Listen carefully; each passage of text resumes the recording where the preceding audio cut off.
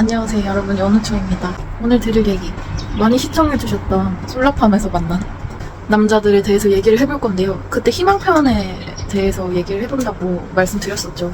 근데 이 희망편이라고 해서 저랑 막 진짜 잘 되거나 그랬던 건 아니고요. 그냥 진짜 좋은 사람들을 만난 의미의 희망편입니다. 말씀드렸다시피 저는 여기 와서 연애를 한 적이 없거든요. 그래서 뭐 기대를 하신 분들, 그리고 또 분노를 장전하신 분들이 많겠지만 안타깝게도 전 연애를 하진 않았고요. 진짜 저한테 너무 친절했고 아직도 기억에 남는 친절한 남자들. 왜 특히 남자들이냐면은 제가 가는 산업이 거의 다 남초 회사고요. 그래서 뭐 같은 비율로 남녀를 사귄다고 해도 남자의 비율이 훨씬 많습니다.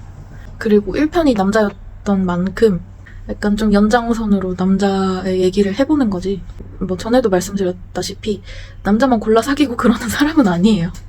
그래서 뭐 얘기를 시작을 해볼게요. 솔라팜이라고 하면은 많이들 가고 싶어 하시죠.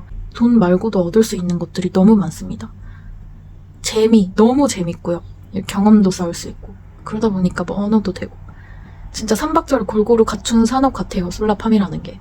그래서 제가 첫 번째 말씀드릴 그 남자의 얘기를 하려고 하는데, 제가 일을 하던 와중에 그러니까 우리 회사에 동양인이 저밖에 없었던 시절이 있어요. 그러니까 다른 동남아나 뭐 인도인 이런 사람들은 있었지만 동북아인이 저 혼자였던 시절이 있었거든요. 너무너무 외롭고 막 적응도 못해서 애들이 그냥 멱살 끌고 저를 이렇게 적응을 시켜주던 그런 시기가 있었는데, 그때 들어온 프랑스 남자의 3인방이 있었습니다. 근데 3명 다 약간 F4처럼 진짜 멋있었어요. 생긴 것도 너무 잘생겼고. 그 셋 중에 유독 잘생긴 사람이 있었어요. 진짜 잘생겼어요. 제가 실제로 본 사람 중에 제일 잘생겼던 것 같아요. 근데 전 좀 숫기가 없어가지고 친해질 기회가 없었어가지고, 사실은 제가 걔랑 어떻게 친해졌는지 기억이 잘 안 나요. 사실은 어떤 계기로 막 친해졌어요. 그리고 알고 보니까 저랑 걔랑 같은 숙소에 머물고 있더라고요. 이게 숙소가 약간 기숙사 느낌이라서 안 마주치면 안 마주칠 수 있는 상황이었거든요. 어떻게 친해졌더라? 진짜 기억이 안 나요, 제가. 이게 같은 숙소에 또 머물고 있기도 하고, 2층이 여자 칸이었고 1층이 남자 칸이었는데 같은 동을 썼었어요. 알고 보니까 그랬고, 그래서 출근 시간 되면 같이 버스 기다리면서 얘기도 하고. 그리고 특이하게 셋이서 친구면서 나머지 둘은 딴 데 집에 들어가서 사는데 걔 혼자 그 기숙사에 살고 있더라고요. 그래서 이유를 물어보니까 나는 돈을 아끼려고 여기를 사는데 나머지 2명은 여기가 너무 살만한 환경이 안 되는 것 같아서 도망쳤다는 거예요. 그런 얘기를 좀 나누면서 이런 안 좋은 숙소에서 지내는, 근데 저한테는 안 좋지 않았거든요, 사실은. 그 정도는 뭐 버틸만 했는데 걔는 아니었나 봐요. 자취를 해본 경험도 없고 파리에 살거든요. 그리고 우리끼리 되게 친하게 지냈었어요. 특히 그 동에 사는 애들. 왜냐면 그 동끼리도 나뉘었어요. 약간 우리도 한 10불, 20불 더 주면 좀 좋은 동에 갈 수 있고, 그거보다 덜 주면은 좀 안 좋은 데서 사는 사람들이 있었는데, 그 안 좋은 데서 사는 그 3명이 있었어요. 딱 3명이. 한 명이 영국 남자애, 한 명이 프랑스 남자애, 제 친구, 한 명이 저였어요.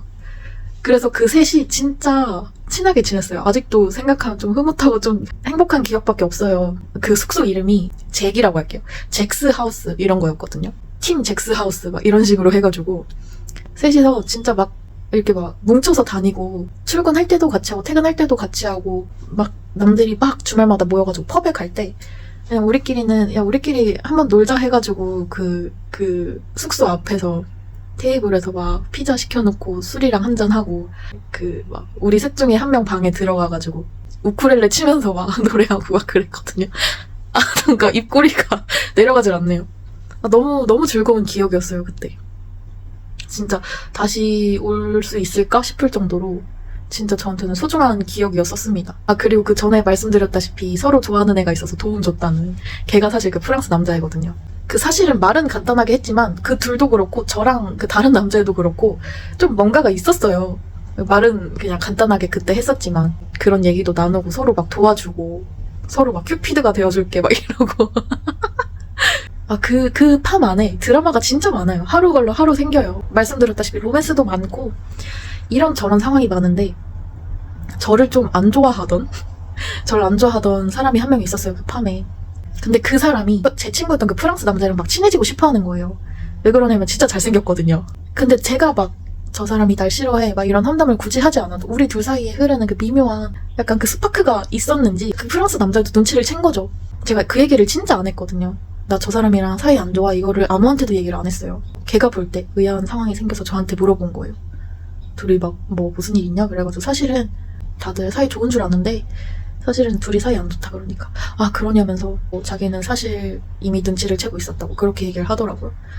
그 후로부터 저를 되게 보호해주는 상황이 굉장히 많이 생겼었어요. 일을 하다가 비가 오면은 그 밴 안에 차 안에 들어가서 사람들이 그냥 밴 안에서 비를 피하면서 쉬거든요. 근데 저를 싫어했던 그 사람이 그 프랑스 남자애한테 막 말을 걸고 싶어가지고 막 이렇게 옴싹달싹 하는 거를 그 남자애가 그냥 아예 제 옆자리로 와가지고 우리 둘이서만 얘기하고 막 이렇게 해주는 상황도 굉장히 많았고 너무 고마웠고요 그 순간에. 저희 팀리더랑 제가 좀 끈끈했어요. 팀리더가 아저씨거든요. 중년 아저씨. 저랑 일을 되게 오래 했어서 제 약간 좀 고민들도 좀 들어주고 그 팀리더의 고민도 제가 들어줄 때도 있고 그래서 그러다 보니까 약간 그 서로 안 좋은 감정이 생겨도 배출구가 없는 거예요. 둘이 친했던 이유가 왜 그러냐면은 그 팀리더 밑에서 견디는 일꾼들이 없었어요 사실은.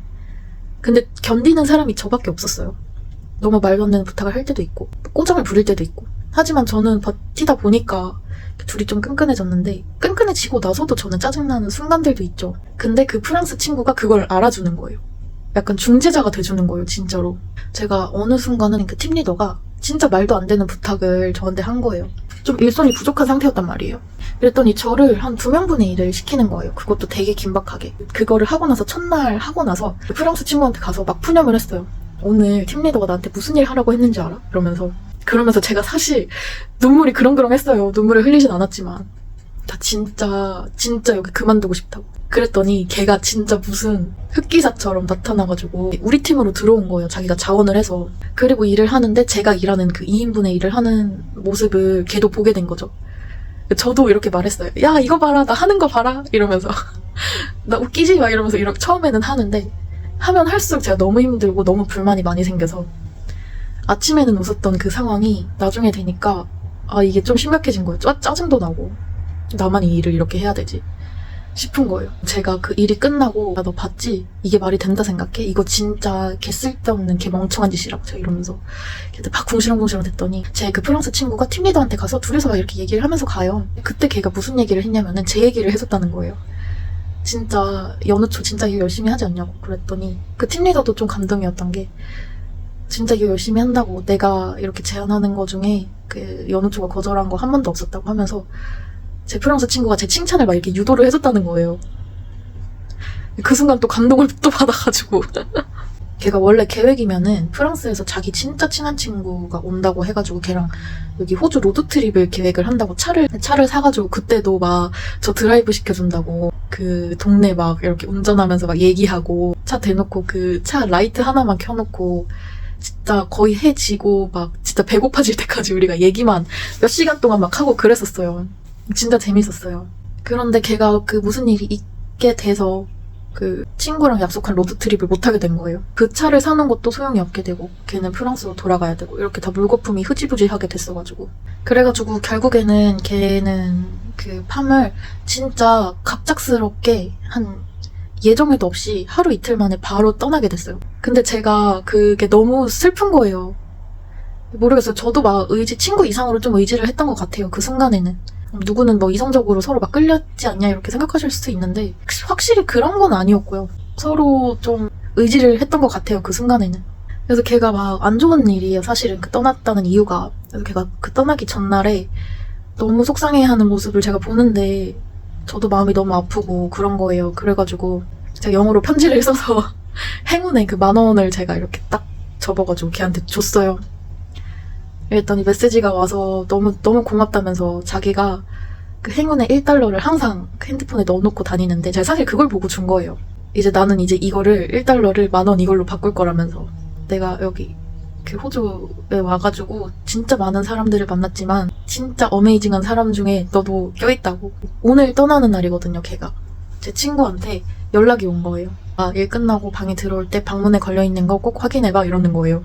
뭐지? 하고 제가 문을 딱 열어봤어요. 뭐가 이렇게 걸려있는 거예요, 방문에. 근데 보니까 인형을 자기랑 똑 닮은 인형을 사자 인형이 있는데 그거를 사가지고 막 자기 향수를 뿌려가지고 제 방문 앞에 두고 간 거예요. 그거를. 그게 사실 아직도 제가 들고 다녀요.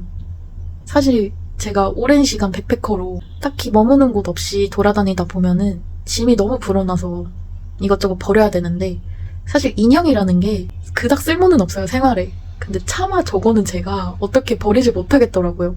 그리고 그 당시에는 되게 서로 막 애절했고 막 슬펐고 의지했고 막 그랬었지만, 현재로서는 그런 감정도 많이 사라진 상태고 그렇잖아요, 사실은. 근데도 저 인형을 버리지를 못하겠더라고요.